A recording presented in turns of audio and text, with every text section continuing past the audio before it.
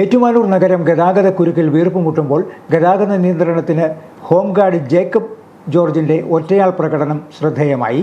ശനിയാഴ്ച അനുഭവപ്പെട്ട അതിരൂക്ഷമായ ഗതാഗതക്കുരുക്കഴിക്കുവാൻ വേനൽ ചൂടിനെ പോലും വകവയ്ക്കാതെയാണ് ജേക്കബ് ജോർജ് നിരത്തിലിറങ്ങിയത്.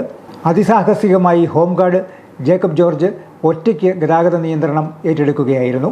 എറണാകുളം, മൂവാറ്റുപുഴ, കോട്ടയം, പാല, മെഡിക്കൽ കോളേജ്, നീണ്ടൂർ, കൈപ്പുഴ റോഡുകളിൽ നിന്നും കൂടാതെ Ettumanoor private bus stand, KSRTC ഭാഗങ്ങളിൽ നിന്നും ഒഴുകിയെത്തുന്ന വാഹനങ്ങൾ നിയന്ത്രിക്കുവാൻ സെൻട്രൽ ജംഗ്ഷനിൽ ട്രാഫിക് സിഗ്നൽ സംവിധാനം നിലവിലില്ല. ഏറ്റുമാനൂരിലെ ഗതാഗത നിയന്ത്രണത്തിനായി ട്രാഫിക് പോലീസ് യൂണിറ്റ് വേണമെന്ന ആവശ്യമുയരുകയാണ്. സെൻട്രൽ ജംഗ്ഷനിൽ കാലങ്ങളായിട്ട് ബ്ലോക്ക് നടക്കുന്നത് കാരണം ഈ ഭാഗത്ത് ഇനി വീതി കൂട്ടുക എന്ന് പറഞ്ഞാൽ ബുദ്ധിമുട്ടുള്ള വിഷയമാണ്.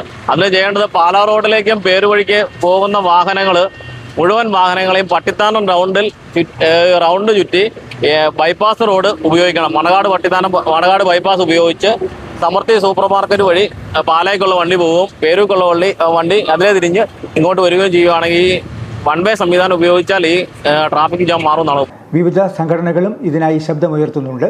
ദീർഘദൂര യാത്രക്കാർ അടക്കമുള്ളവർക്ക് മണിക്കൂറുകളോളം സമയനഷ്ടവും ഇന്ധനനഷ്ടവുമാണ് ഗതാഗതക്കുരുക്ക് മൂലം ഉണ്ടാകുന്നത്. നിത്യേന നൂറുകണക്കിന് ആംബുലൻസുകൾ അടക്കമുള്ള വാഹനങ്ങളാണ് ഇതുവഴി കടന്നു പോകുന്നത്.